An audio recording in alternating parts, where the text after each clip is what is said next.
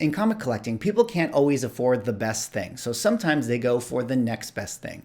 But is the next best thing actually sometimes the best thing? Well, in this video, we're going to talk about that.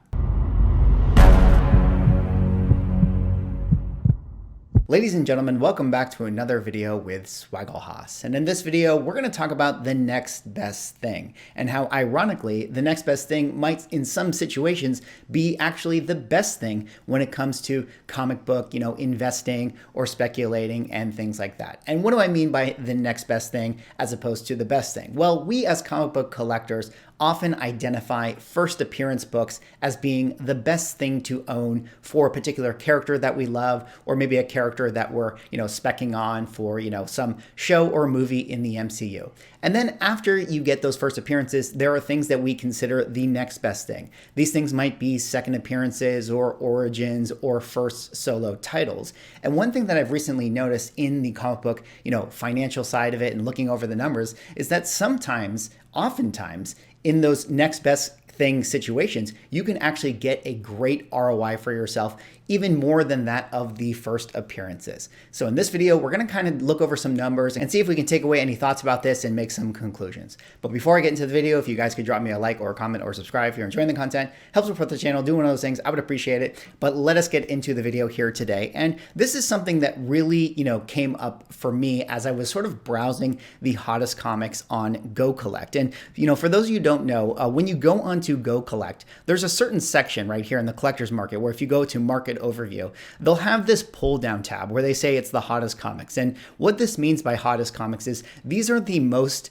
transacted comics in the market at any given time, or at least say within the past 30 days, which means these are the most sold comic books. So one way to look at this would be that these are the most liquid comic books in the market. Doesn't mean that they're always setting record prices, but they're the comic books that are moving the most based on sales volume. So one of the things I think is really interesting is that when you look at this list, you can arrange it by Silver Age, Bronze Age, Copper Age, etc. Right now, I currently have it on all. So let's look at in the past 30 days, what are the most transacted comic books on this particular slide. So here we see number one is X-Men 1. We go here, Moon Knight 1, Venom Lethal Protector, Spawn 1, X-Men 4, Marvel's Superhero Secret Wars, ASM 361, ASM 300, Eternals 1, Ultimate Fall 4, New Avengers, New Mutants, Wolverine, Spider-Man, Spider-Woman, etc., etc., etc. And we kind of go down, and that is our top 20. Now, what are the things that we kind of notice right away from these 20 comic books that are the hottest comic books or often the most transacted? Well, one thing that I noticed in particular is that all of these books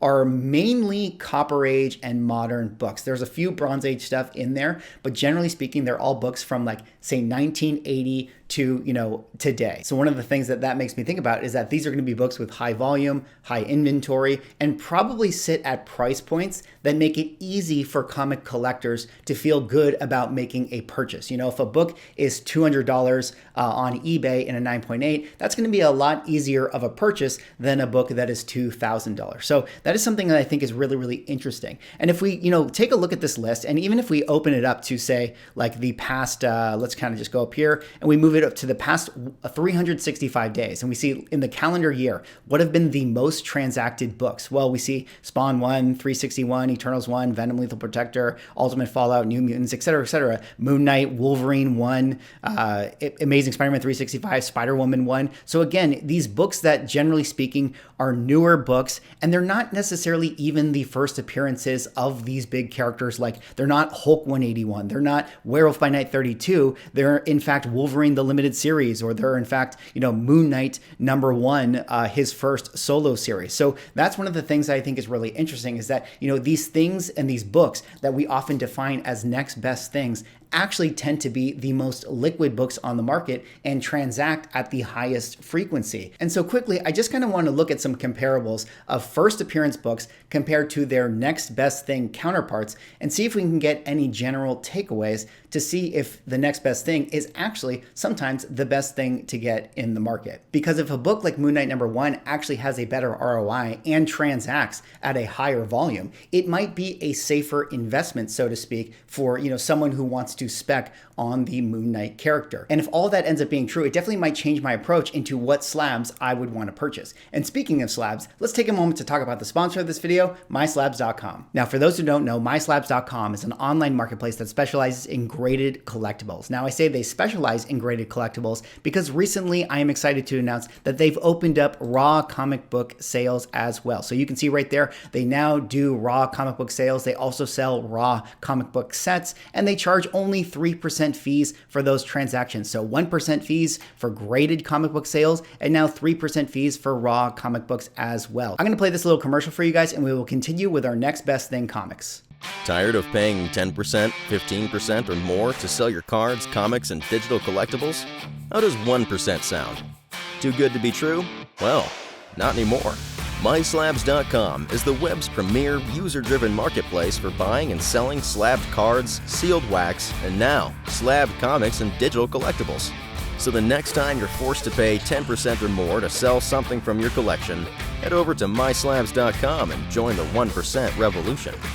Definitely go check out MySlabs.com and see if it's a marketplace for you. They got a lot of great books on there. They definitely have the best things, and they definitely have the next best things, which brings us, of course, back to our video topic here today. And of course, I wanted to compare, the best thing in comparison to the next best thing. So one book example I have right here is, of course, Werewolf by Night 32, first appearance of Moon Knight. I have it at a CGC 7.0. And then, of course, a book we all know very well, Moon Knight #1 from 1980, first ongoing series for Moon Knight. So again, the thesis that I have in this video is that if in fact we can find that, you get a better ROI, or at least a comparable ROI to books that are, dubbed as next best thing, and we know that they actually transact at the highest sales volume, then it might be interesting food for thought to consider some of these books for our investment strategy. So once again, CGC 7.0 fair market value, I have these ones from February of 2021. So basically a year ago today. And let us see what these books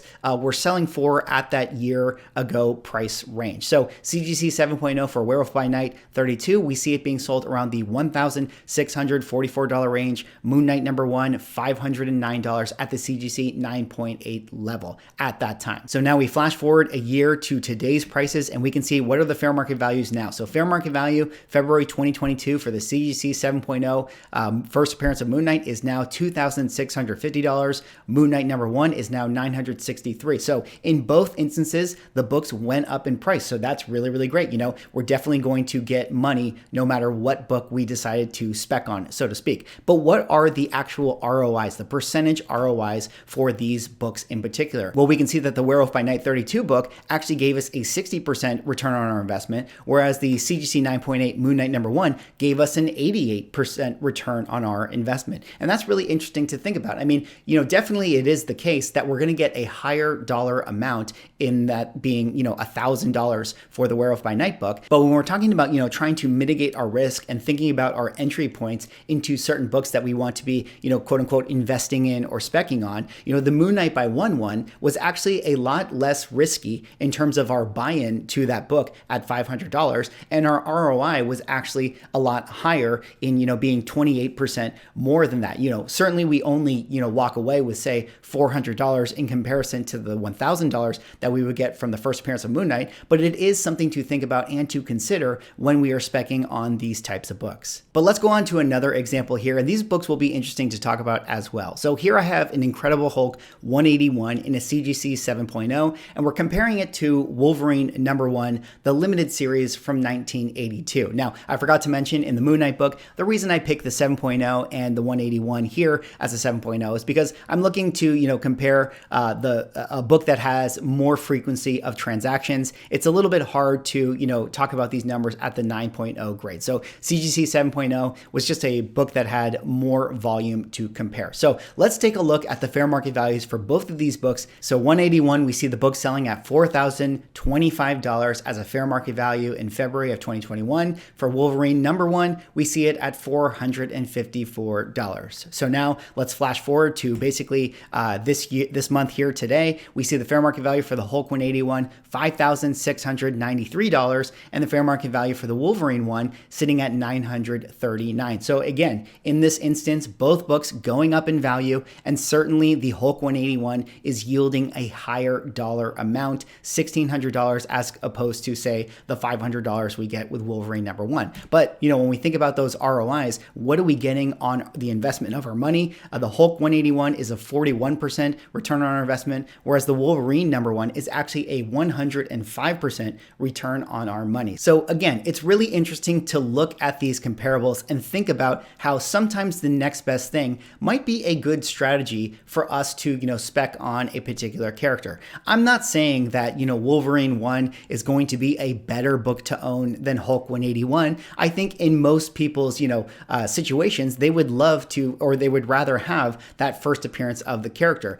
But let's just say that, it's not in your budget range to get your hands on this book. I think what I'm just trying to show here is that, sometimes these next best thing books can still be good value pickups for your collection. And what we saw with those charts on Go Collect can often be books that are probably easier to move in the market and easier to sell. All right, the last little comparable I wanted to talk about here is, of course, the Spider-Woman one, another book that, was showing up consistently in that Go Collect hot list. Let's take a look at the fair market values just a year ago today. Back then, for the Marvel Spotlight 32, it was $2,500, and then for the Spider-Woman #1, it was $268. So now we flash forward a year, and let's look at the fair market values. Fair market value for Marvel Spotlight 32, $4,473, as opposed to Spider-Woman 1, which is now $469. So again, both books going up, both books increasing in value overall. But when we look at the ROIs, generally speaking, actually, in this particular instance, the first appearance did slightly better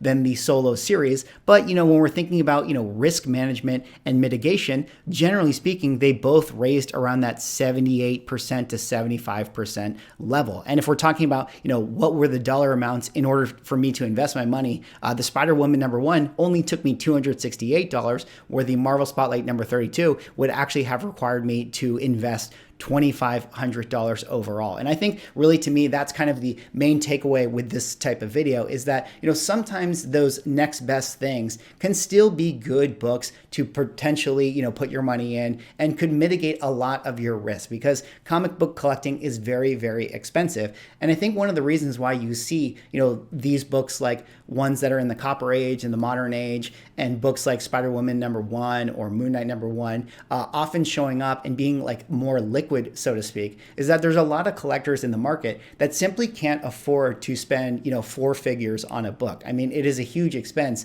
no matter how you slice it. Now, let's get one thing clear. I still think owning a first appearance of a classic character is going to be a safer buy, like 9 times out of 10. And a lot of times with these next best thing books, like the solo series and things like that, you really have to strike when the iron is hot. You have to be able to time it in the market. But I'm assuming that, if you're really, really into it and you're watching a video like this and you're really thinking about the financial side of the marketplace and all that stuff, you're probably already thinking about, when are good times to time the market as well.